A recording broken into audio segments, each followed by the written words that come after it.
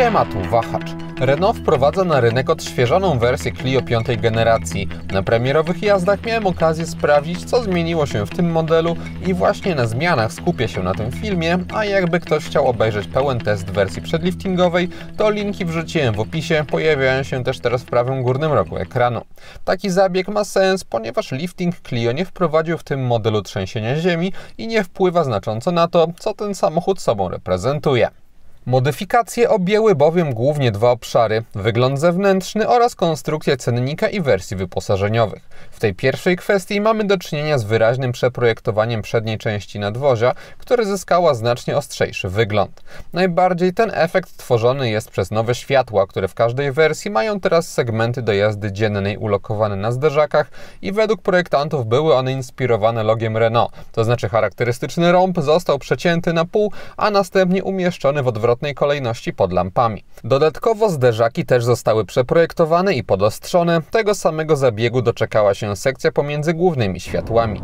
Clio w chwili obecnej bez dwóch zdań wygląda wyraziściej niż wcześniej i według mnie naprawdę ładnie, przy czym nie wiem, czy przód nie jest obecnie aż zbyt agresywny względem pozostawionej bez zmian ogólnej bryły, która jest obła i dosyć neutralna w odbiorze.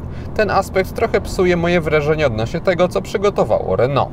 W innych częściach nadwozia Francuzi zabrali się jeszcze za tylne lampy, które zyskały więcej jasnych i przezroczystych elementów, czego generalnie w samochodach nie jestem fanem i sprawia to, że w Clio dla mnie akurat ten element wypada gorzej niż wcześniej, chociaż fakt zostaje, że detale świateł są ok.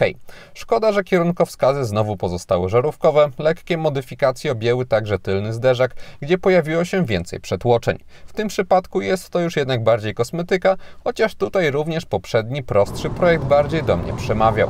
Jak na lifting przystało, pojawiły się także nowe wzory felg oraz nowy szary lakier nazwany Rafale, w którym testowanemu modelowi jest zdecydowanie do twarzy. Czas przejść do cennika, bo tam też sporo się wydarzyło i niestety paleta jednostek napędowych została ograniczona. To znaczy wyleciał z niej silnik 1.0 TCE 90 koni z automatyczną skrzynią biegów Xtronic, a także benzyna 1.3 TCE 140 koni mechanicznych, która dostępna była tylko z manualem. Na placu rynkowego boju ostał się w związku z tym bazowy silnik 1.0 TCE 90 koni mechanicznych z manualną skrzynią, a także jego wariant 100-konny, w którym występuje fabryczna instalacja LPG oraz manual. Została też oczywiście zwykła hybryda HEV nazywająca się e-Tech i z wolnossącego silnika 1.6 cały układ generuje 145 koni mechanicznych. Patrząc na te roszady, dostrzec można, że usunięcie automatu i mocniejszej benzyny miało na celu skłonienie klientów do częstszego wybierania hybrydy, ale też dane sprzedaży pokazują, że wyeliminowane układy napędowe miały niewielki udział w sprzedaży w Polsce, w tym roku łącznie tylko 5%. Teraz poza mniejszą konkurencją osoby myślące o hybrydzie będą miały też dodatkowy powód, aby się nią zainteresować, ponieważ układ e-Tech zyskał nowe oprogramowanie, dzięki któremu auto lepiej zbiera się w trybie elektrycznym i przez to sprawia wrażenie trochę bardziej zrywnego, co jest zmianą zdecydowanie na plus.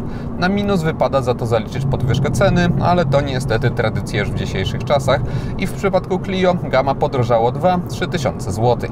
Pojawiły się także zmiany w wersjach wyposażeniowych, bo dotychczas podstawowe Equilibre zastąpione zostało przez wersję nazwaną Evolution, a usportowione RS Line przemieniło się w Esprit Alpine, czyli wersję znaną już z nowego Australa.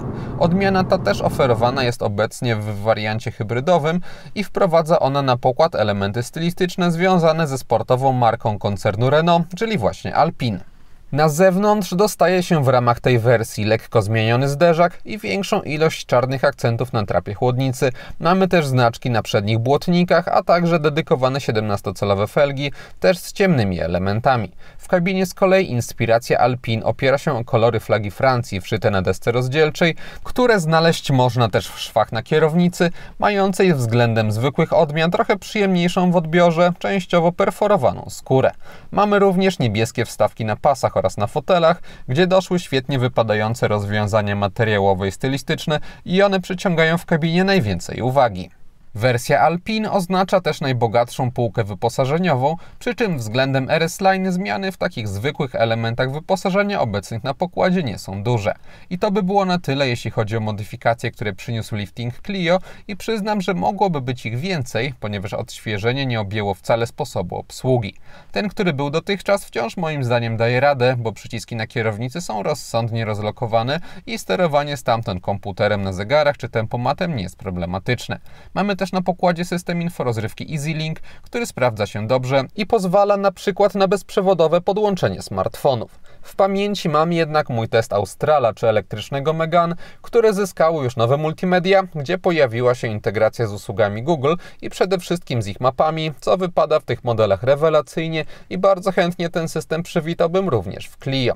Tak samo zmianie nie uległa jakość kamer, które jak na 2023 rok wypadają mocno przeciętnie, nie wprowadzono nawet na pokład portu USB w standardzie C i wciąż mamy tylko USB-A, ostało się również złącze AUX.